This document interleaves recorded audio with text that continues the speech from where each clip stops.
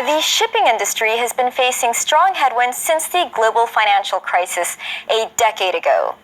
A reflection of international trade and supply and demand, the industry has begun to rebound. I spoke with Modern Terminals Managing Director Peter Levesque about this and how changes in the industry are giving it a boost.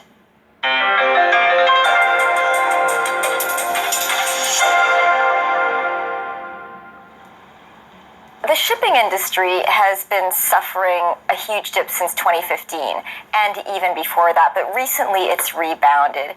What do you think are the reasons behind this? We've seen an increase in consumer demand around the world. Economies are getting a little bit better around the world, and that directly impacts global shipping, and it impacts us here in Hong Kong.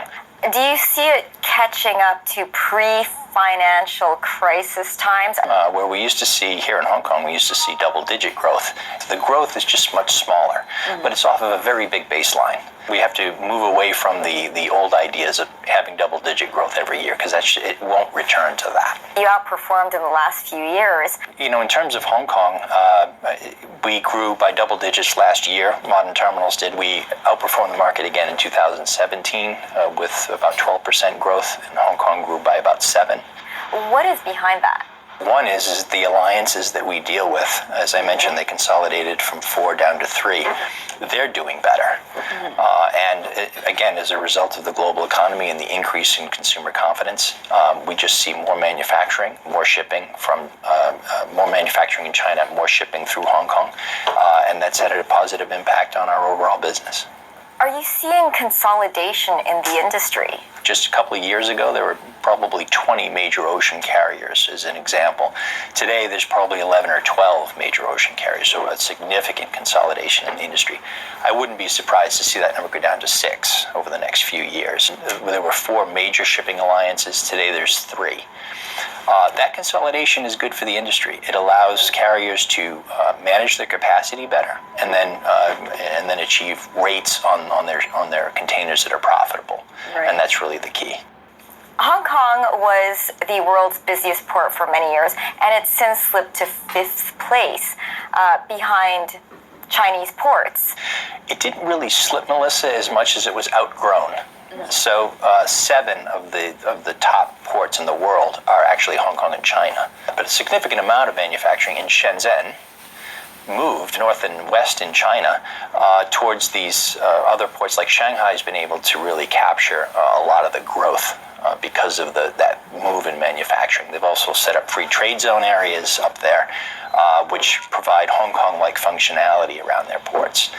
So they've been able to, and Shanghai's probably been the biggest beneficiary. It's now the number 1 port in the world with 37 million containers. Hong Kong's business has changed from direct shipping to what we call transshipment. What are Hong Kong's competitive edges? It's one of the most efficient ports in the world. It's also a free port, which means very little customs interaction or interference for business that takes place here. So you have ease of doing business, rule of law, transparency.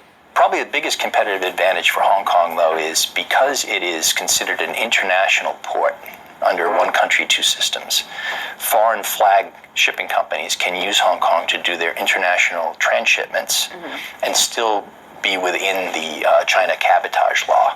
So that segment of business is very much Hong Kong specific and Hong Kong centric, and that will continue. There are a lot of changes in the industry. Now you have things like blockchain being adopted. Now I understand there's a lot of documentation and kind of reconciliation. Will blockchain make that more efficient and faster, maybe more secure? That's where really blockchain is going to come in on 2 levels. First is the reduction in complexity around documentation, and 2 is the security around documentation.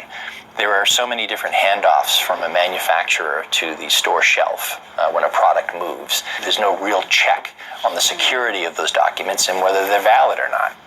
Blockchain will allow this security to be inserted into the documentation process. And hopefully governments and customs within these governments will start using the blockchain as an authorized way to sign off on goods as they move through the system. What other types of technology are being adopted into your industry? We're looking right now at sensor technology, actually with GE. And they have sensors that on the Internet of Things that can help us to predict when our equipment might break down. Automation is a big one. We're looking at automation for a couple of reasons. One, safety, to be able to take the human out of the equipment and provide a much safer environment. With the use of automation, we're able to hopefully hire young people to come in and operate the equipment on a joystick, and that's much easier to retract. We do know that China is rejecting garbage or waste from other countries. How do you see this affecting your industry? It's supposed to be recyclable scrap. The issue is there are companies that have, in addition to putting the recycled paper in, have put garbage into some of the containers, and that's what China does not want. Now, it's a big issue with the United States. It's 6% of U.S. exports is this recyclable scrap.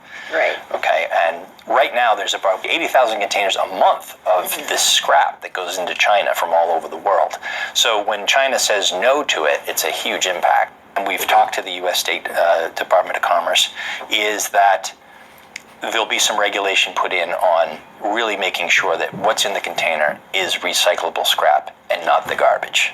And we hope that's quick, because it is a big piece of business. What are some of the things that you see might affect China's shipping industry?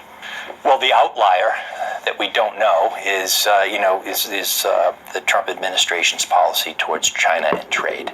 We hope that we can continue to move forward with China in a constructive way, because it does have a big impact, especially on the shipping industry. In terms of China-U.S., to be specific in that trade, with the corporate tax rate cut to 21%, and with this incentive for U.S. companies to repatriate funds back to the U.S., those are the things that companies look for to hire people, to invest in capital, and to basically grow. And whenever that happens, there's an effect between China and the United States. There's more manufacturing, there's more trade. Right. So we hope that 18 will begin to see some kind of trend like that. Thank you so much. All right, thank you, Melissa.